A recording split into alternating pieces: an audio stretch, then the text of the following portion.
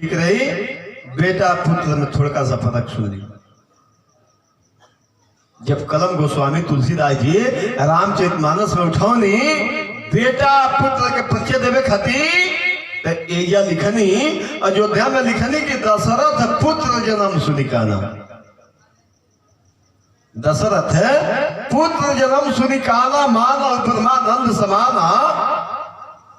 मैंने राम जी के भरत जी के लक्ष्मण जी शत्रुघ्न जी के जब परिचय देवे लगनी तो पुत्र कहानी तब अब चली लंका में जब रावण कुंभकर्ण मेघनाथ का परिचय देवे करे तो वहां का लिखनी कि मेघनाथ रावण के बेटा।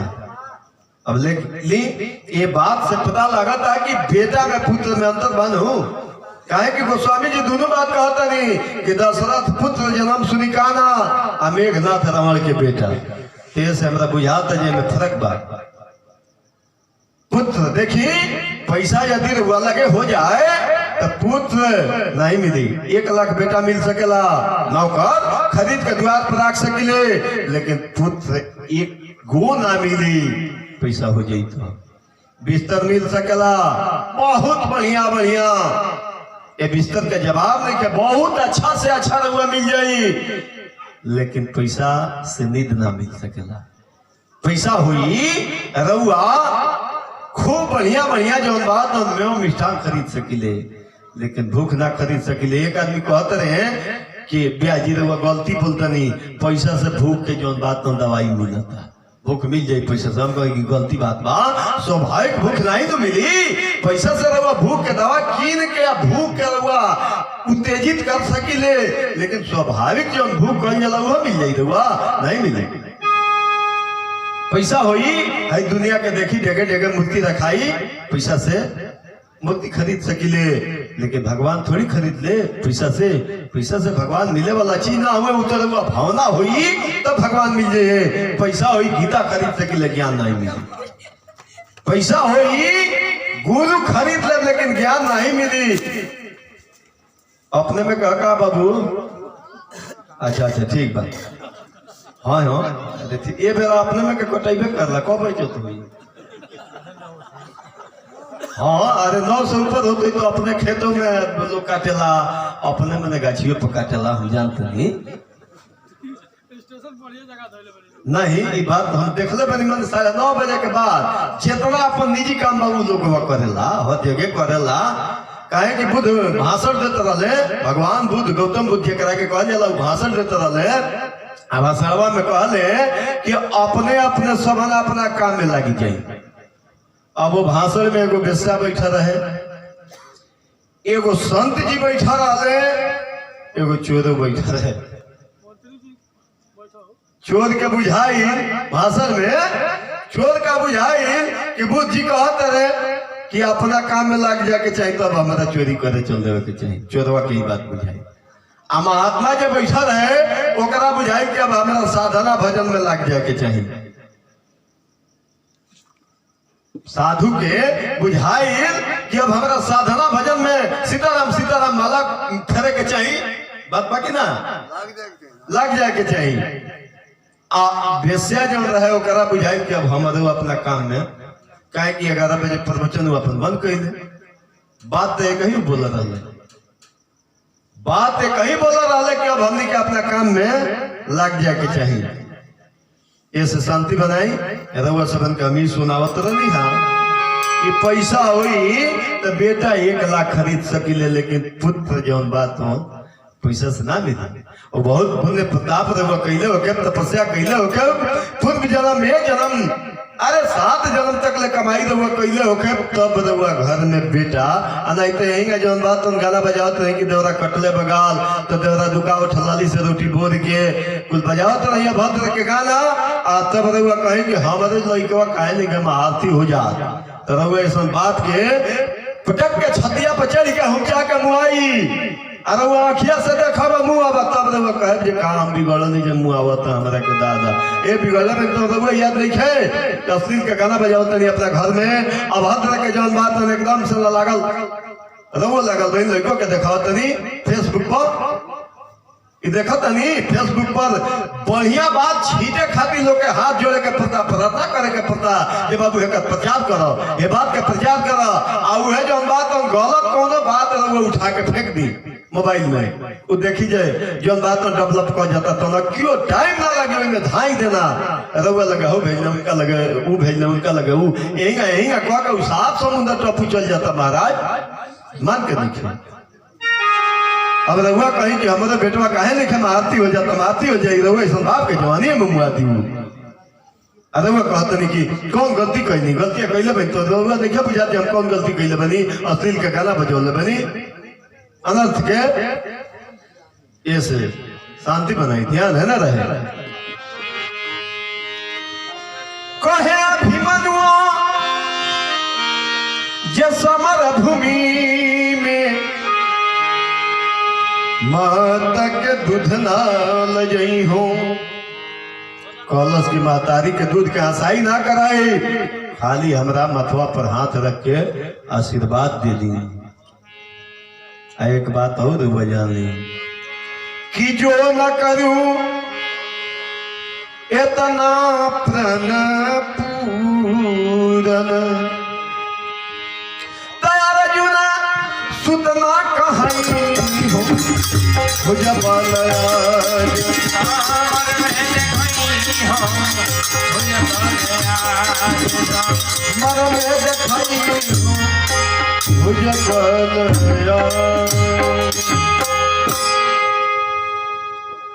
कलश की महतारी के दूध का हंसाई ना करे, अर्जुन के बेटा है भैया, बारूद के टुकड़ा बारूदे होला। गेहूं डाल रहे खेत में गेहूं जामी, धान डालो धान जामी, मकई डाले मकई जामी, तो हम कहतनी कि जौन बारूद भर तो बारूद ना जामी, जब जामी तो बारूदे जामी।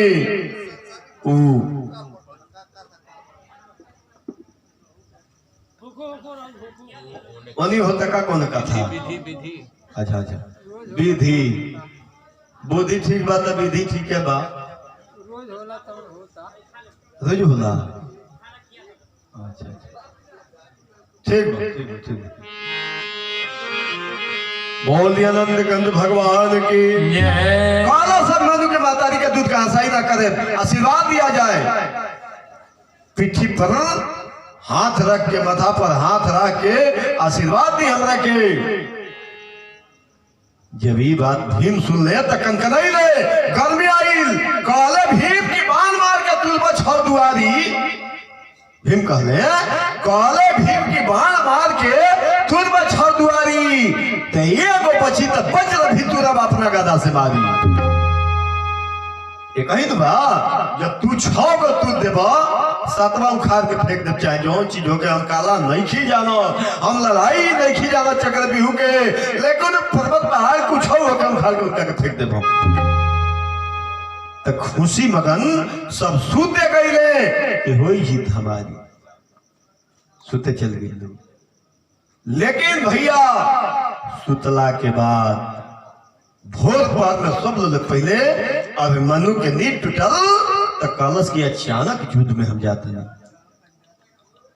अचानक हम युद्ध में जा रहा बनी, गई जौन बात महतारी के लगे आ गोड़ छोड़ल, प्रणाम कैलस महतारी के, कलश की मैया आशीर्वाद दी, हम अचानक युद्ध में जा रहा बनी, हमरा के रहुओ आशीर्वाद दे दी। महतारी सुभद्रा पूछली कि बेटा ए महाभारत में चक्र बिहू के कला कब से सिखला बेटा, तेरे हमरा से बता दे। कहाँ सिखला बिहू के लड़ैया, बबुआ दन बातला, कहाँ सिखला बिहू के लड़ैया, बबुआ दन बातला, कहाँ सिखला बिहू के लड़ैया,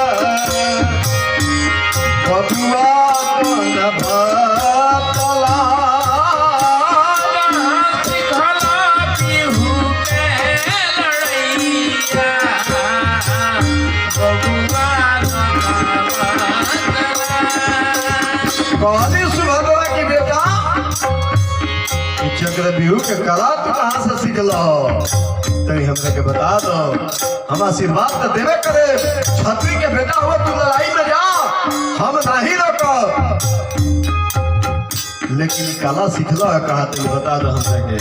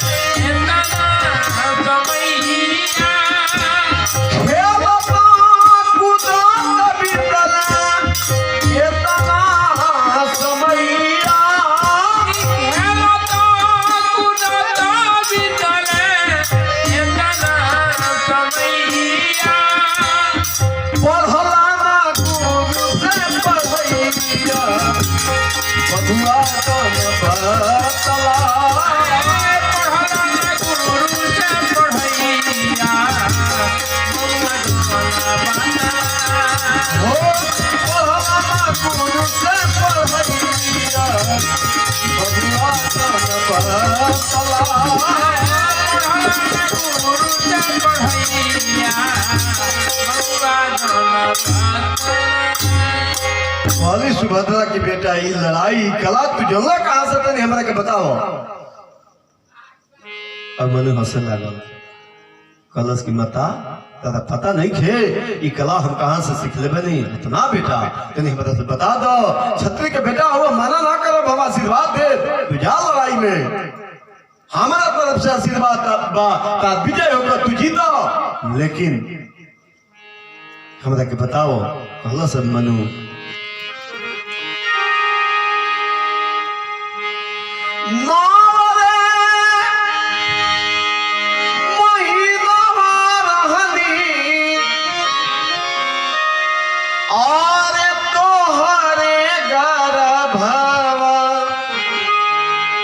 सुनई मैया मोरी पिताजी पढ़ावे ले हम सुनई मैया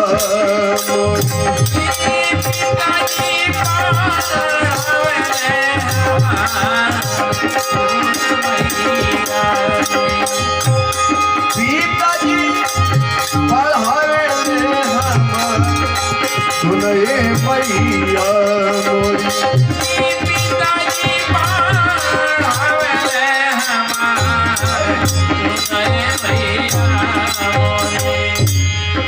पिताजी पढ़ावे ले हम सुनए मैया मोरी पिताजी पढ़ावे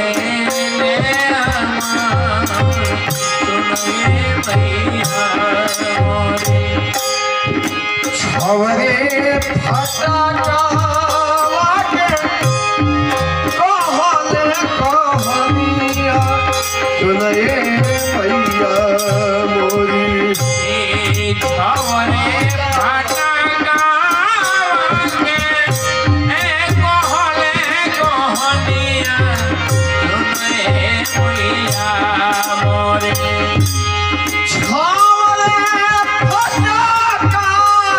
के कहले कहनिया सुनए मैया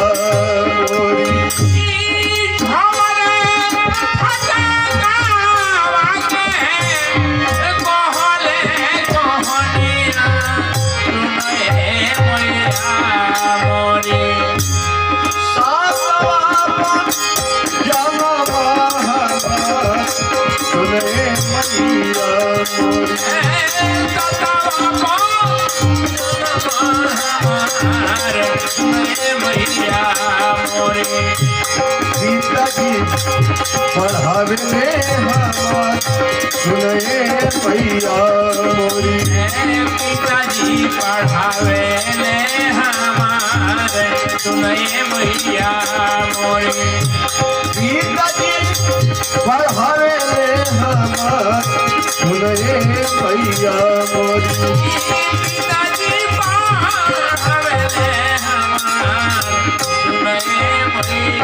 सुनी भैया, सातवां पर जन्म हमार सुने मैया मरी। महाभारत में यह घटना बा कि 6 गो फाटक के अर्जुन कथा कह चुका रहा, 7वां फाटक के अभी कही थे, तब तक ले अब मनु के जन्म हो गई। लेकिन ये बात हो ना सकेला, ये प्रतीक ये हो ना सकेला। रहुआ से हम पूछता नहीं कि प्रसवती औरत जौन होले बच्चा पैदा करे से पहले ओकर का अवस्था रहे, अपने संबंध विचार करी। जौन औरत बच्चा पैदा कर रहा बिया, बहुतेरे औरतन के बाद जो 2 दिन पहले ही से दर्द शुरू हो जाला। बहुतेरे औरत वाली कि 24 घंटा ना 24 घंटा तो कम से कम 12 घंटा ना 12 घंटा तो 2-3-4 घंटा कितना कथा कहले हुई है, 2 घंटा 3 घंटा कथा कहले हुई है। लेकिन महाभारत में घटना लिखल बा कि 7वां फाटक के भी कथा कहे ना सकले, तब तक ले ओकर जन्म हो गई। जौन बात ढिढुरा बाज गई। लेकिन ये बात हो ना सकेला, महाभारत में घटना बा, लेकिन ये हो ना सकेला। कथा वो जौन बात कहले हुई है, लेकिन बहुत पहले कहले हुई है। कौन ऐसा मूल्यवान समय में अपने संबंध विचार करी, जब औदनी ग्रहण लागता, ग्रहण सूर्य के चाहे चंद्रमा के ग्रहण जहिया लागता, उस समय में भैंस गाय वगैरह जौन बा, घोड़ी वगैरह, बकरा बकरी लोग गर्भवती बात उठा देला, काहे कि संस्कार पड़ जाला। उस समय में वो जौन बात तो नकटे भकटे लचके भचके वाला हो जाला, ये से लोग जगावेला ना, संस्कार ना पड़ेला। एक बात और जान ली,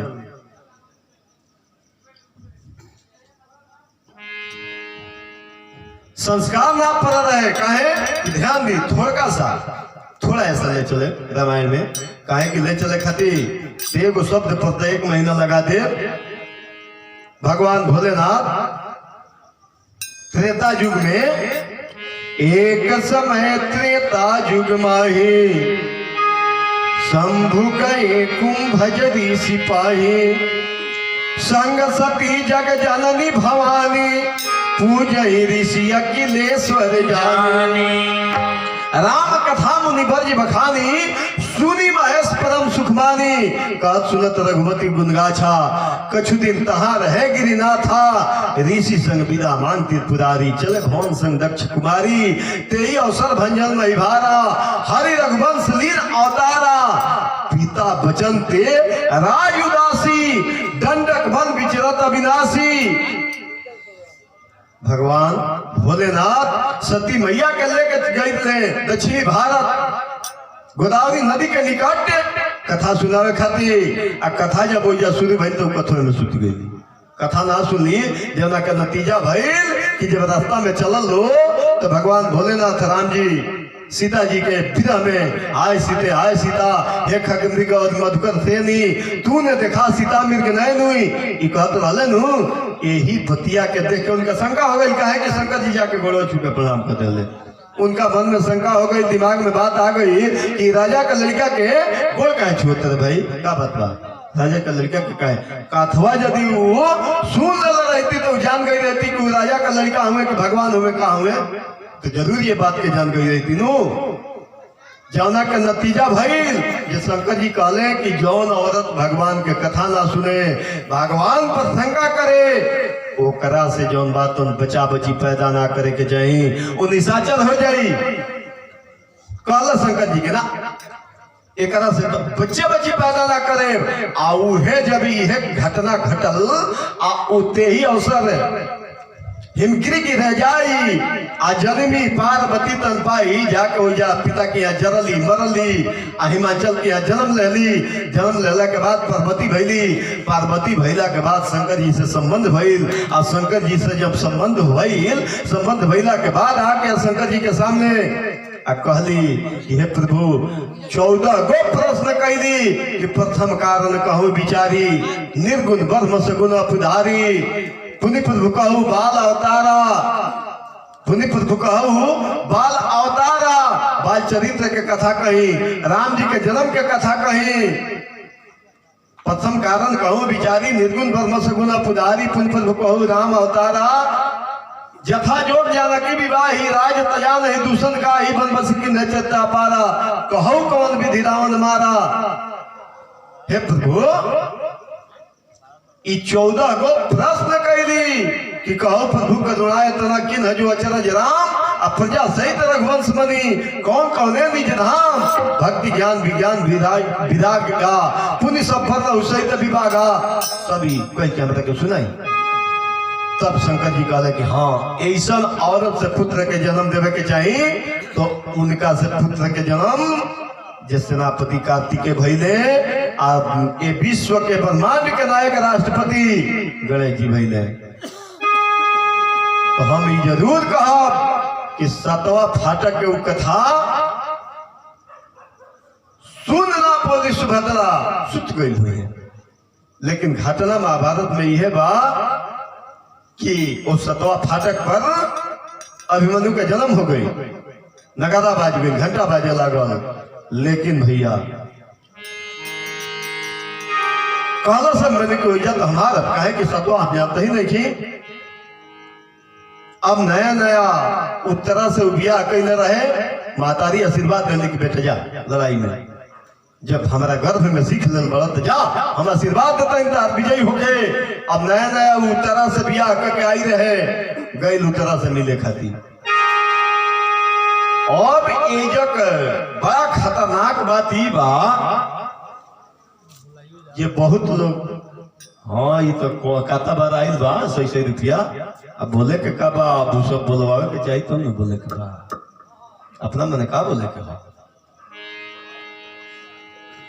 नया नया उत्तरा से बियाह करके आई रहे बहुत लोग कहे लगे गई तो उत्तरा जौन बात रतिदान मंगलसी बताई कि जहां आज हमारे हुआ सबन के सामने 14वां दिन का लड़ाई गा रहा बनी जया मनु मराता 13 दिन जहां 10-10 हजार आदमी के एक दिन में भीष्म पितामह मार देश उस संसार के वो जवार के वो जगह के का हालत हुई और रतिदान कहल से हमरा के कर बहुत लोग गा देला कहेला हम सुनले बानी पढ़ले नहीं बानी वो बात के लेकिन सुनले बानी कि उतरा कहल बहुत लोग आवेला कि नहीं झुलनी के दुकान की छारी आरिया बिताल ई हो ना सकला यो बात हो सकला कभी ना हो सकला जेकरा कि यहाँ कातना हित नाथ मारा गईले अपन इष्ट भाई मारा गईले ओकरा ही बात बा ओ ये काम बसना कहां से या ना सकला। उतरा कलश की एक बात बताई अचानक रहुआ युद्ध में जाता नहीं ये बताई कि रहुआ जीता तनी कि हारता नहीं ये हम यही जब बैठल है देख सकिले कि ना कलश की हाँ देख सकल आ तो कोनो व्यवस्था बता दी आ तो व्यवस्था ये बा कि अंगना में तुलसी जी का पौधा बा वो पौधा के लगे दूध रख लियो आ दूध से सेवा करिए तुलसी जी के। हम जीता तनी की हारत तनी ये तुलसी जी बता दी है ये जलंधर के औरत है नाम है वृंदा सती लोग लाई पार कर ली ये सब बता दी है। तो कैसे बताइए आकि जब तक ले दूध है फफनात रही आ तुलसी के पता लहलहात रही तब तक बुझिए कि हम जीता नहीं। आ जब तुलसी के पता मुझाए लगी आ दूध झावर होके लगी तो बुझिए कि हम हारत नहीं। कलश उतरा की जय लड़ाई में हम आशीर्वाद देता नहीं कि वो जीतब जाई। उतरा बैठ गए अब मनु आई स्नान कैलस भगवान के प्रार्थना करके गई कलश की चाचा भीम से काहे कि रात के बाद भई रहे कि भीम जी बड़गादी में जी है कल चाचा सुतल बड़ा तू अभी सुते कब समय बा पैका नगाड़ा बाज गई बा। भीम के उठौल सेनापति बना के आ लेके जब चलल ठीक जो दूत आके बतौले रहे।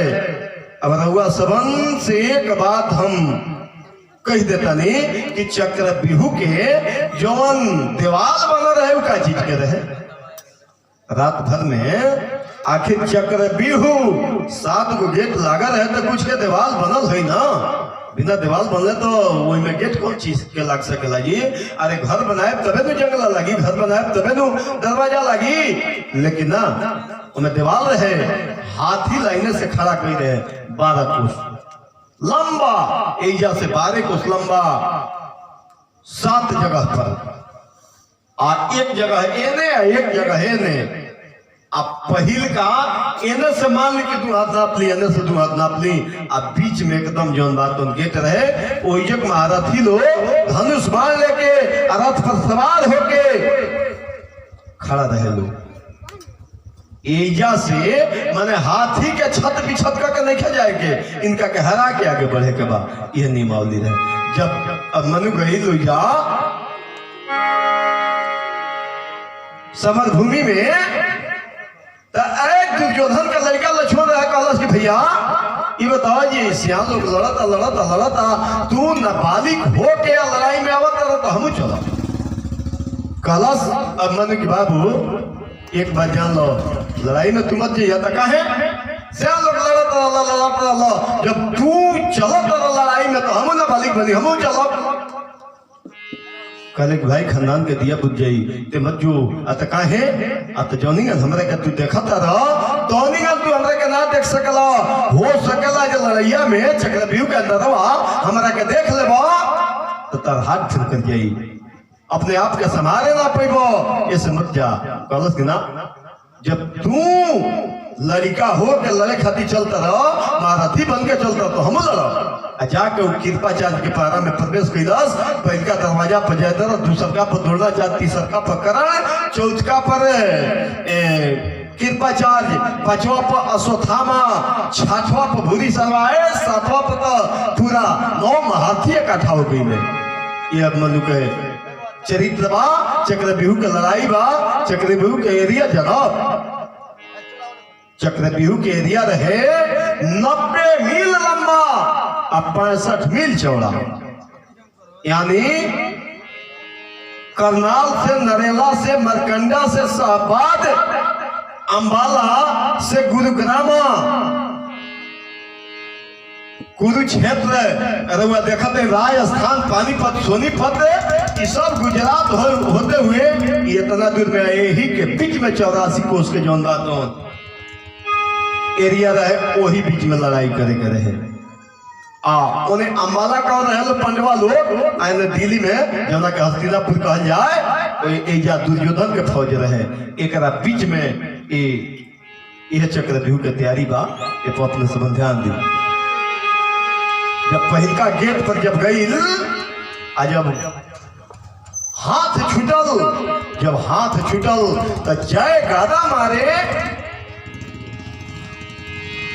जय गादा इनवार होके जय गादा जयद्रथ भीम पर दोहराते।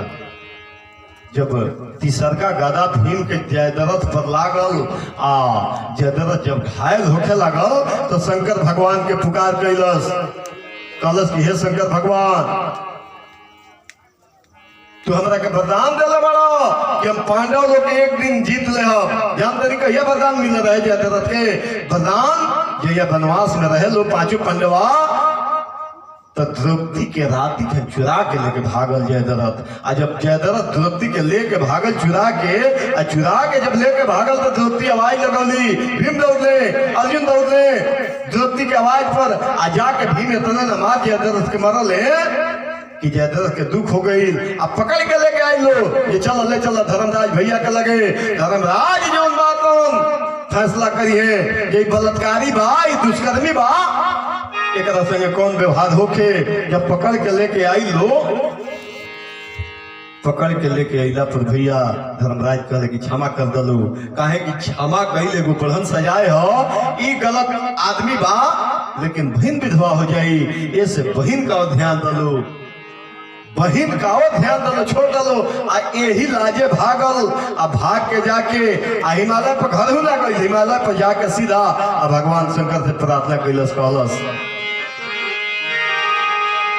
कि हे शिव शंकर मैं तुझको नमस्कार करता हूँ,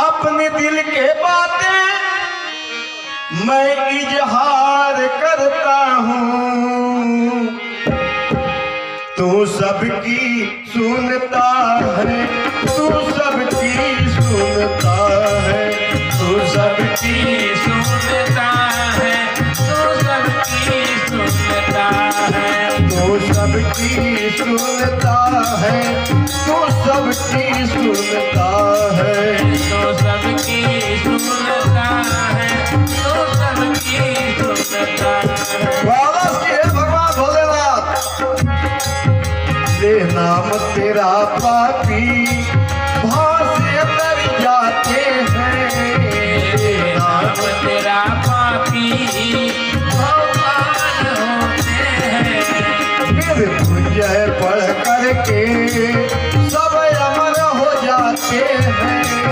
फिर तुझे पढ़ करके सब अमर हो जाते हैं। श्रद्धा से सुमन मैं तुमको उपहार करता हूँ, श्रद्धा से उपहार करता हूँ, तेरा पद पूजन वंदन बारंबार करता हूँ, तेरा पद पूजन बार-बार करता हूँ। तू सबकी सुनता है, तू सबकी सुनता है, तो सबकी सुनता है, तो सबकी सुनता है, तू सबकी सुनता है, तू सबकी सुनता है। तो सबकी सुनता है, तो सबकी सुनता है। यह प्रार्थना कैलस भाग के जाके पूजा कैलस शंकर जी के। शंकर जी खुश भइले, कहले कि वरदान मांगो। कलश की पांडव लोग के हम पांचों जना के जीतली। कहले भगवान शंकर कि अर्जुन से तो हम ही हार गए बनी, अर्जुन से लड़ाई भई रहे, शंकर जी के उहे पशुपयास्त्र दिले रहले, इंद्र से हारा रहले, इंद्र अस्त्र मिल रहे, अग्नियास्त्र मिल रहे। शंकर जी कहले कि जेकर से हम ही खुद हार गए बनी, तारा के जीते के वरदान कैसे दे सकिले। कलश की तो ठीक बात, 4 जना के हम जीत सकिले ना, तो हाँ 4 जना के जीत लेबो। अत एक वरदान और दे दी। बोला का चाहिए, अत एक वरदान ई हमरा के दे दी कि जेकरा धनुष से या तलवार से हमार ई गर्दन हमार सर अलगा होके ओकर सब 100 टुकड़ा हो जाओ। कहले कि एओ मस्त, काहे कि ये से 100 टुकड़ा, काहे कि हमार मस्तक केहू काटी 100 टुकड़ा ओकर मस्तक हो जाई तो केहू डोले ना काटी। यही से अर्जुन प्रतिज्ञा कैले बिहान भैया बात देव के सूर्य डूबे से पहले के, काहे कि अर्जुन से उम्र आए के बाकी केहू से न मारा सकत रहे। ऐसे आज ही जौन बातन पहिल का दरवाजा पर शंकर जी का आवाज लगौलस, जय गदा। भीम रस्ते गदा दोहरा दे। जब तीसर का गदा पर भीम के मूर्छित होके लगल, प्रार्थना कैलस। शंकर जी आके झाड़ के उठा दिले, मूर्छा दूर भइल। जब मूर्छा दूर भइल, अब मनु कहलस कि चाचा हट हट, चाचा हट, एकर काहे बाटे पहरा चाचा मालूम नहीं तारा, एकर काहे बाटे पहरा चाचा मालूम नहीं तारा, एकर काहे बाटे पहरा चाचा मालूम नहीं तारा, एकर काहे बाटे पहरा चाचा तोहरा,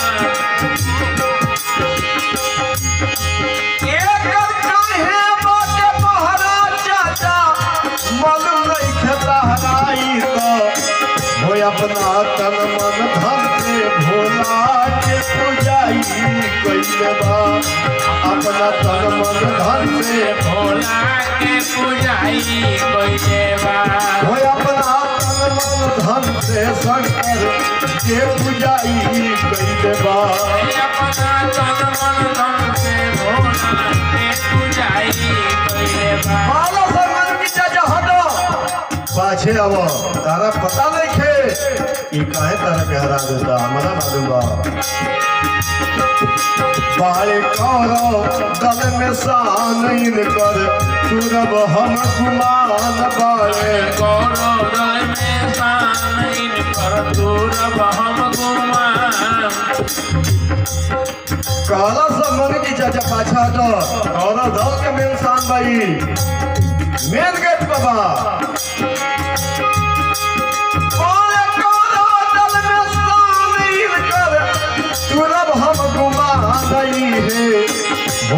है कही के लड़का अर्जुन के चढ़ाई कैले बा ये कही के लड़का अर्जुन के चढ़ाई कैले बा होई है कही के बेटा अर्जुन के चढ़ाई कैले बा आई है कही के बेटा अर्जुन के चढ़ाई कैले बा कालस की चाचा पीछे हटा पीछे काहे कि तारा मालूम नहीं है कि काहे तारा के जौन बात धरा देता भीम के पीछे हटा के और मनु मतलब एक बान सरिया के गिरल जय दरथ भारा के मरल एक बान सरिया के गिरल जय दरथ भारा के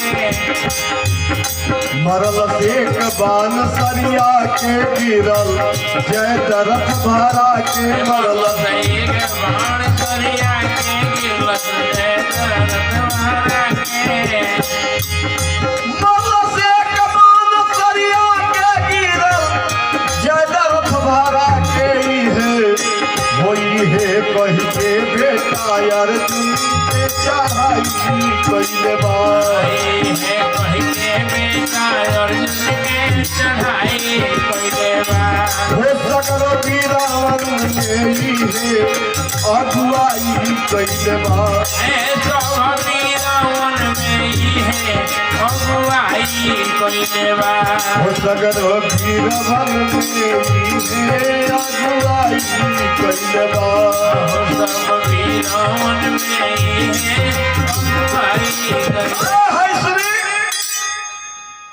कलश और मनु की चचा भागा अब पाछे और मनु हटा के भीम के आ एक बार मरल जे जयद्रथ मूर्छित हो गईल अब प्रवेश जब कैलस फिर शंकर जी झाड़ के मुछा तुले जयद्रथ के खड़ा कर दिले अब वही लागल ना धुन लड़े भीम से भीम में नरे घेरा गईले पहिला दुआरिया पर भइल बा भिड़ैया तुरी के गईले दूसरा दुआर अभिमनु ध्यान दिया जाए भैया पहला द्वार पर जब हाथ छूटे लागल तो पहिला दुआरिया पर जय दरथ भेटाइल बाटे पहिला दुआरिया पर जय दरथ भेटाइल बाटे पर बस लड़िकवा करे फुफा के सत्कार पर बस लड़िकवा करे फुफा के सत्कार केतन में लड़िकवा गुरु तो नया गवा पहुँचल बारे एतने में लड़िकवा गुरु तो नया के पहुँचल बारे ओ बच्चा से भइल का जवाई रामा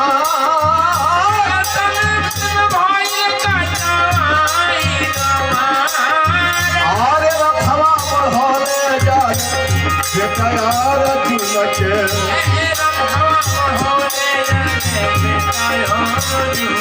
एने भोग दानी के भइल बाजय जयकार एने भोग दानी के भइल जयकार आरे रखवा बढ़ले जाए बेटा अर्जुन के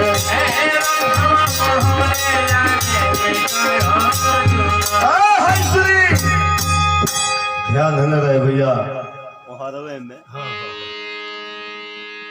जब पहिल का दरवाजा तुलस मनु प्रवेश कैलस शंकर भगवान उठा देले मूर्छा टूट गई जयद्रथ के अधीन धर्मराज सब के घेर लेला जयद्रथ पहिल का गेट पर दूसर का गेट पर द्रोणाचार्य रहले कुल के गुरु रहले लड़स मरलस आ तीसर का जब गेट पर पहुंचल अभिमनु त तीसरा दुआरिया पकड़ वीर बोलत बाड़े करण वीर बोलत बाड़े सुनिल बचनिया बबुआ मोरन होरा तीसरा दुआरिया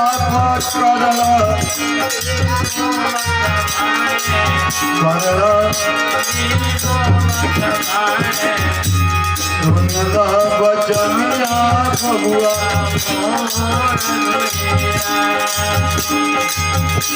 काहे जाए चाहत बड़ा जम का दुआरी आया रे जम का दुआरी हो चली जा मोहनिया लड़के छोड़ मेरा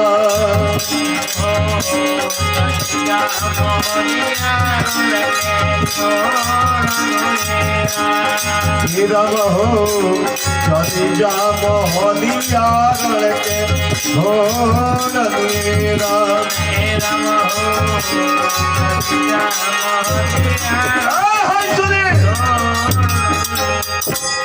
तीसर का दरवाजा पर करण से भेंट भइला। जब करण से भेंट भइल पालस करण की बाबू तू कहां से आ गई? अच्छा बहुत बहुत धनराशि आई। ओ भगवान से हम मंगल की प्रार्थना करब कि देखा जाए भैया लोक विधि में जब जियो स्थूल छोड़ेला तो सूक्ष्म के पर्याप्त होला और सूक्ष्म से करण से महाकरण में आ महाकरण से केवल से हंस में हंस से परम हंस में माने लोक विधि में ये नियम बा कि 7 दरवाजा इहो दूर के 8वां में जब विलीन होला उत्तम लोग ओकरा के कहल जाला और वही जब ये जीव के आवागमन से मुक्ति मिलेला। तो हम बार बार प्रार्थना करें ये परिवार से जितना भी धनराशि आइल वो जीव के आत्मा के शांति मिले, उत्तम लोक के प्राप्ति हो के बार बार प्रार्थना करब। तीसरका दरवाजा पर जब हाथ छूटल करण कहलस कि कहाँ बारे पांडा तोरे पांचो अर्जुन भाई आया रे पांचो अर्जुन भाई आया हो तो हटे भेजा ले लड़का ओ नदी राम हो तो हटे भेजा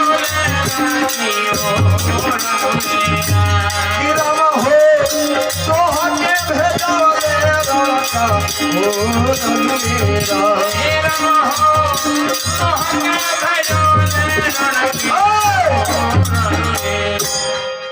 कलश करन की पांचों भैया अर्जुन कहाँ बड़ा तो इन नदान लड़का के छोट लड़का के इतने उम्र में भेज दिले चक्र बिहू के लड़ाई में उन कहाँ बा मुंह लुकवा के मुकरखी लगा के उन कहाँ बा काहे तू जम के दुआरी जाए के चाहत रह भाग जा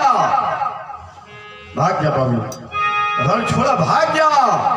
यह सुनी अभिमन्यु उत्तर दिन हो बालक जान तुम हमको चिन्ह हो। यह सुनी अभिमन्यु उत्तर दिन हो बालक जान तुम हमको चिन्ह हो। बिहू द्वार जब रथ पहुंचाए कोटि करण तब बाण चलाए दिव्य बाण अभिमन्यु चलाए भूमि आकाश दसों दिशि छाए देखी अनेक सबही भरम भयऊ देखी अनेक सबही भरम भयऊ तब लगी बिहू भेद कर गौ। सबल सिंह चौहान के महाभारत में जब ऐसा दिव्य बाण अभिमन्यु कि चारों ओर लाइट हो गई करण के आंख होकर चोरिया गई अभिमन्यु के बल आड़े ना पौलस अभिमन्यु आगे बढ़ल करण अपने आप के संभाले में रह गई। चौथा दरवाजा पर कृपाचार्य खानदान के गुरु रहे सब नीचे रहले सन नलायक रहले सन गलत संस्कार के रहले सन। महाभारत में कुछ ऐसा नहीं कुकर्म के परिणाम बा अपने के यहाँ भक्त के बात रहले सन बुरी शर्मा यही थोड़े के रहे एकनी के मारे के चाहिए वो विदेशी वगैरह कुछ जितना मने विकार रहले सन वो राक्षस प्रवृत्ति के लोग रहे ओकनी के मारे के चाहिए कई नलायक के भरे वाला आई खानदान के गुरु कृपाचार्य ई भक्त लोग के यही जाके मार दिले सन ये इतना नीचे रहले सन यही जाके भक्त लोग के मार दिले सन। चौथा दरवाजा पर कृपाचार्य रहले बुढ़ा रहले लड़े ना पड़े, लेकिन उनका लगे लक्ष्मण रहे। लक्ष्मण लागल प्रहार करे बाण, खींच खींच जब प्रहार करे लागल बाण, अब मनु को, अब मनु हटा बाबू हट जा, मान जा कहना, लौट जा, खानदान के दिया बुझ जाई। आज तू हमरा के तारा ऐसा 1 लाख लक्ष्मण है तो हमरा के ना रोक सकलो, हट जा, पाछे हटो, अभी हमरा के बीच में डेमोलाई मत करो, हमारा टांग मत छीटो, हमें 24 को जाए के बाबू, पाछे हट जा, पाछे हट जा। नहीं माने ना, जब लक्ष्मण मरलस और मनु ऐसा उलाट के बाण मरलस खींच के, जब मनु के नटी लक्ष्मण के नटी कट गई और लाश कहाँ के कहाँ लापता हो गई। जब लापता हो गई लाश आगे बढ़ल, तो पचवा दुअरिया बाल दौड़ के कुमार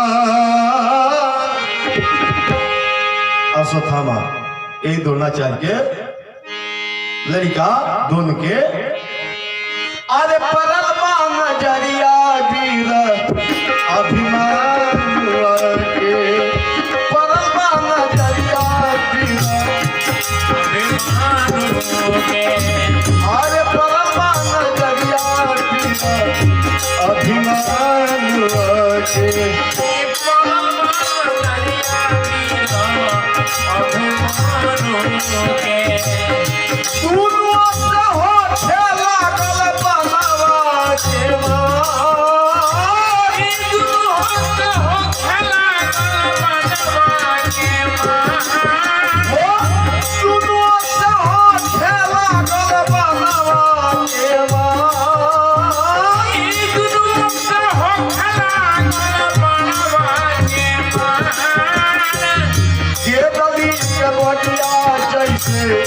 हथिया उजारत बाटे,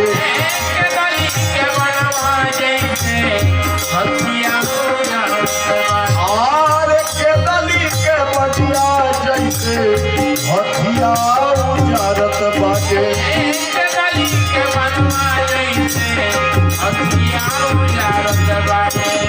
ओइसे अभिमानु कइले वीरवन के संहार,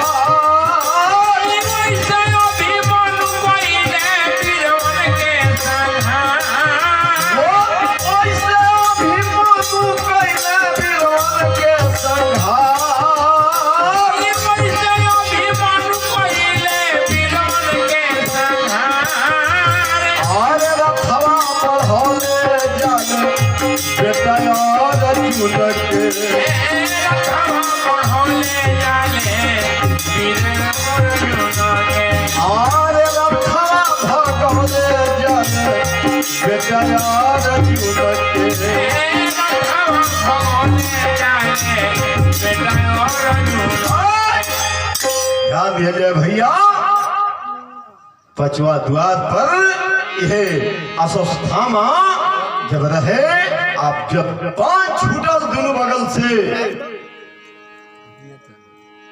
जब दोनों बगल से 5 छूटे लागल, चले लागल अनधून, तो हाथी उठा के हाथी से फेंकले, घोड़ा उठा के घोड़ा पर, तो क्षण भर में तूरी दिहले पचवा दुआर, और छठवा दुआरिया पर भूरी सारा रोकले बाटे। ये गदार भेटा गई 6वां द्वार पर। ए भैया, जब 6वां द्वार पर छूटल बाण, जब लड़ाई होखे लागल, ओने संसप्तक में भगवान कन्हैया से अर्जुन कहत रहे कि चलना कन्हैया जहवा, आरे भैया बारे जी लागल हमरा घर में आ।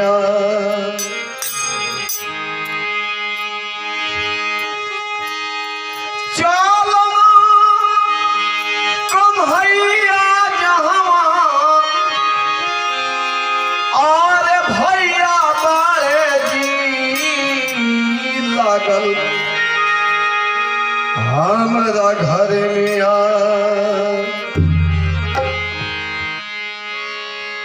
आर जियारा डेराला कतही बुझ जाई जी